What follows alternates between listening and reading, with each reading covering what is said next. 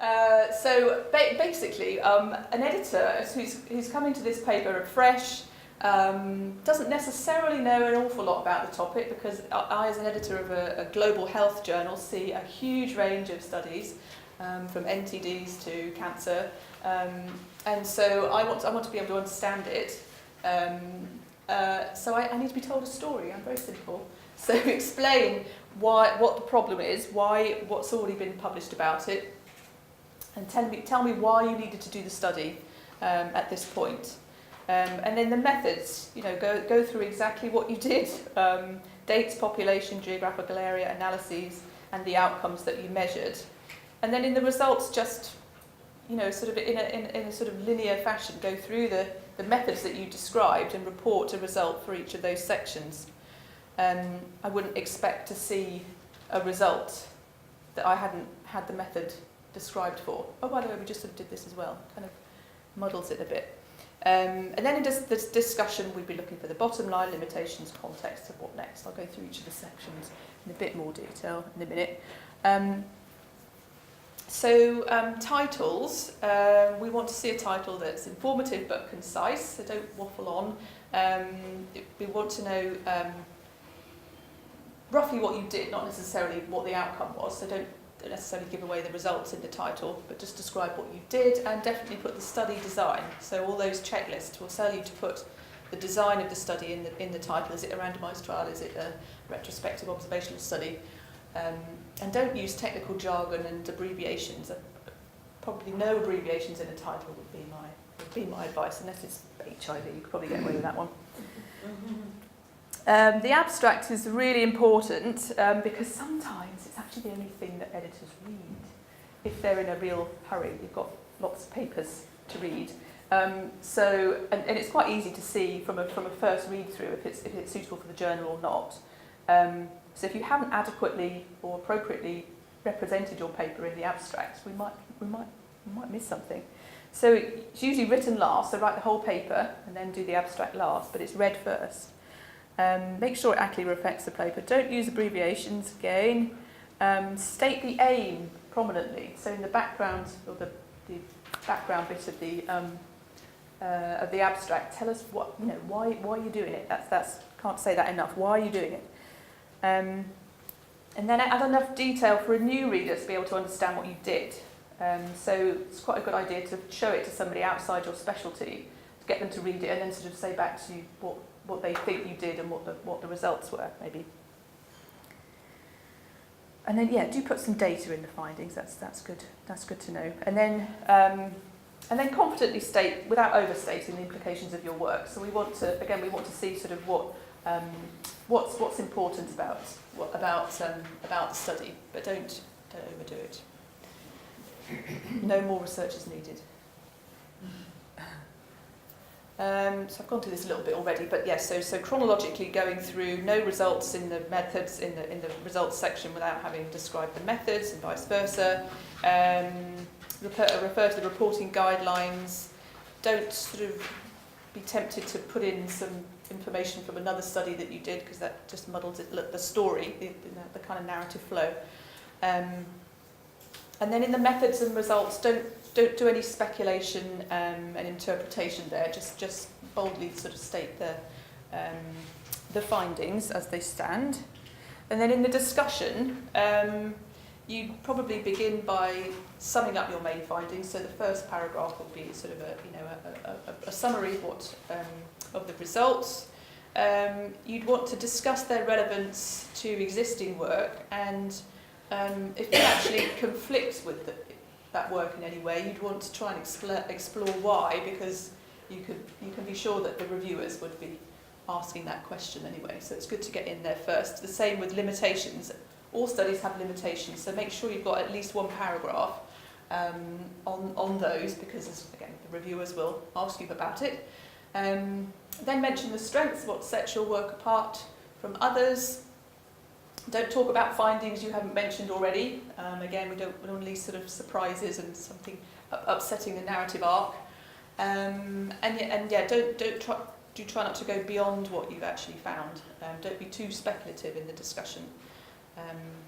Then finish with the implications and what should happen next. maybe it's some policy advice or suggestions.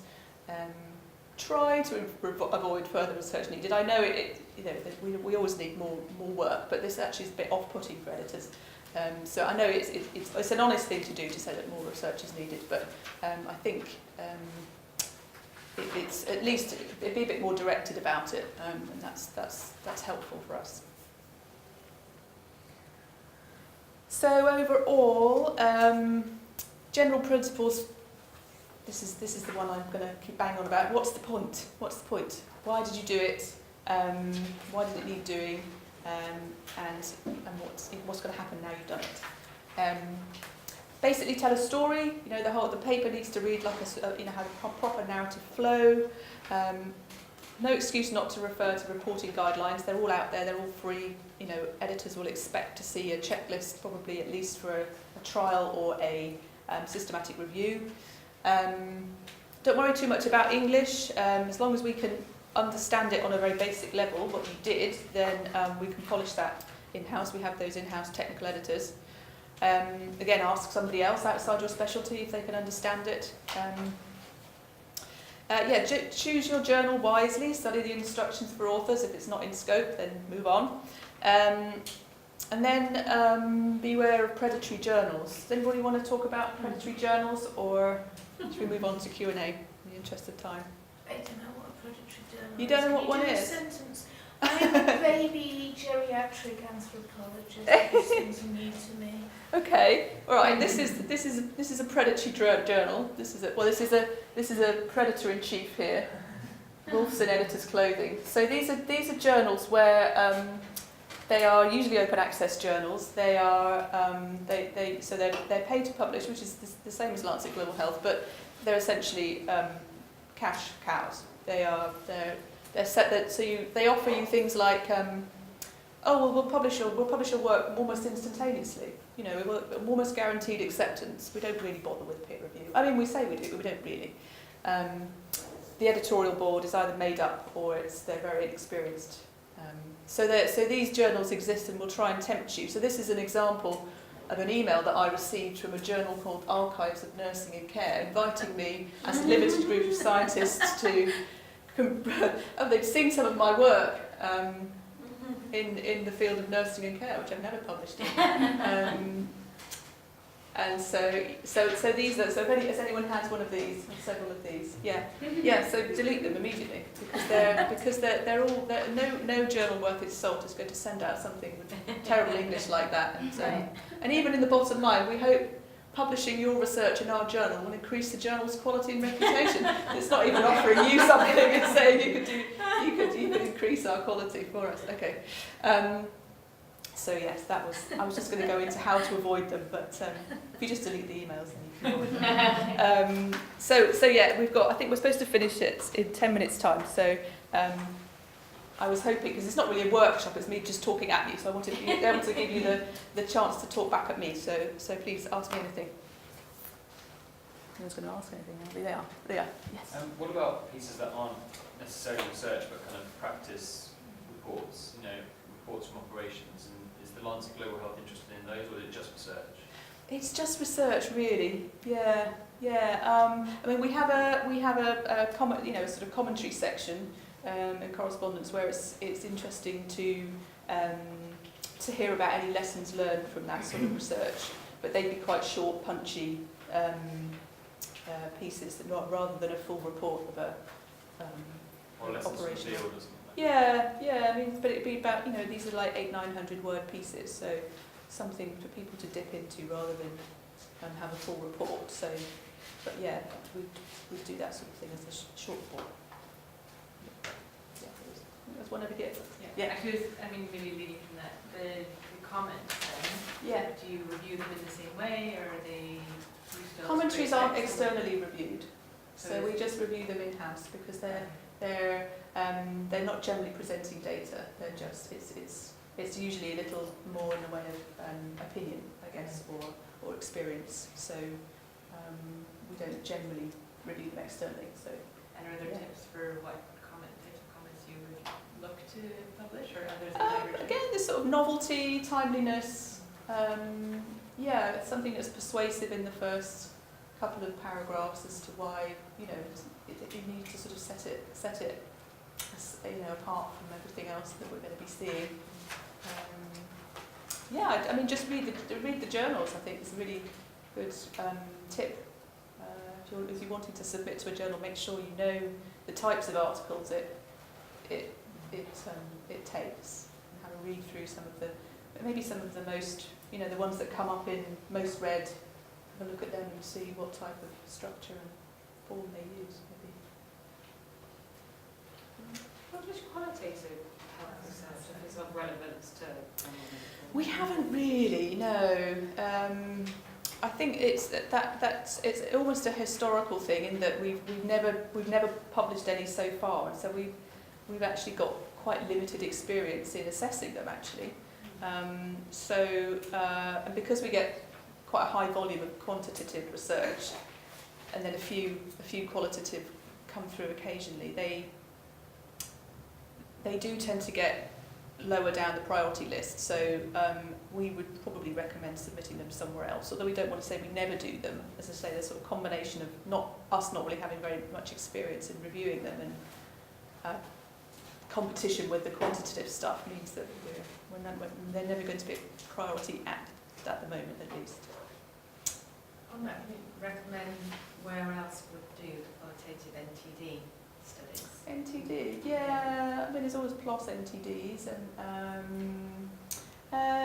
lots of the other global health journals. So the BMJ Global Health started a year or so ago, which is showing signs of being a good journal. NTD wise, I mean, the WHO Bulletin again is a very good journal, I think. Free to read. I have a think. More questions? Yeah. You don't have a nice flow through of your culling down to 4% funding. Yeah. Give a rough idea of timelines for that initial kind of assessment, whether it goes to peer review or not. Yeah. That's a bit further back than I expected. So what we try and do is the first cut will be done very quickly. So if it's really not in scope, we aim to, well, certainly for my journal, I aim to tell you so within a week. So if something's rejected very quickly from a Lancet journal, it doesn't mean that we think it's terrible. It's just that we know it's not quite what we're looking for. So we want to tell you quickly so you can move on. This bit is the bit where it starts to slow down a bit, because that's where we send it out for peer review, and then we're a little bit at the mercy of the reviewers then. So for I would say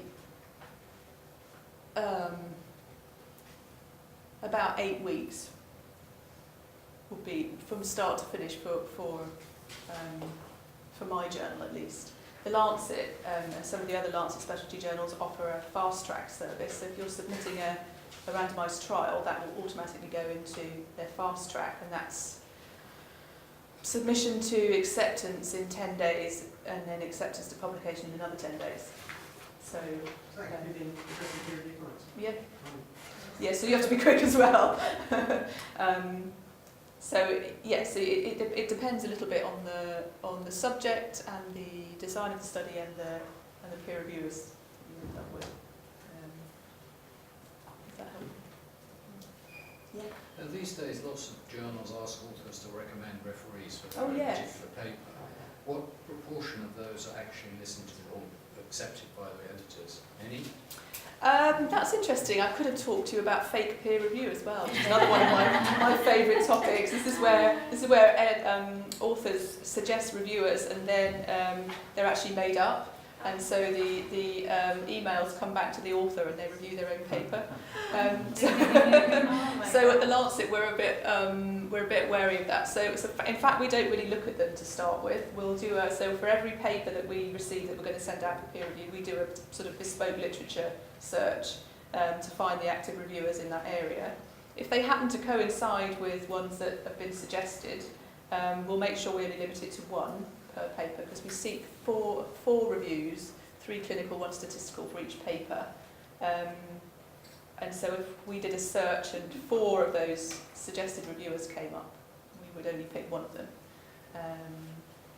So they are used, and they are useful, particularly if it's a very specialist area where it's quite hard to find who is the right person for the job. But yeah, we do use them, but in discretionary way.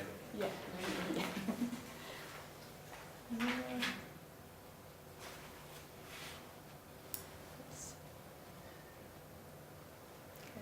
Well, I went through that really quickly, so I hope you've got something useful from it. I was being aware I of do the have a time, question. I'm not sure if it's exactly related to what you're doing, but Yeah, that's Lancet is doing something around women in global health. yes. Can you talk a little bit about what that is? Because I haven't.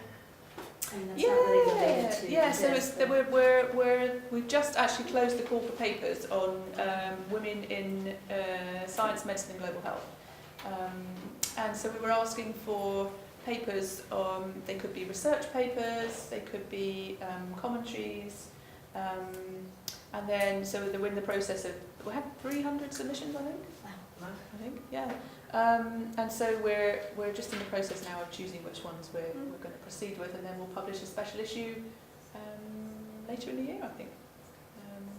And there's a general campaign going on to try and address gender balance within the journal as well, so making sure that we choose a balance of reviewers, for example, which we haven't really paid any attention to so far. So we'll be looking at gender balance from now on in reviewers and in our authorship maybe. Yeah. So thank you for the question. Yeah. All right. So I think we finished on time. Thank you. Next workshop.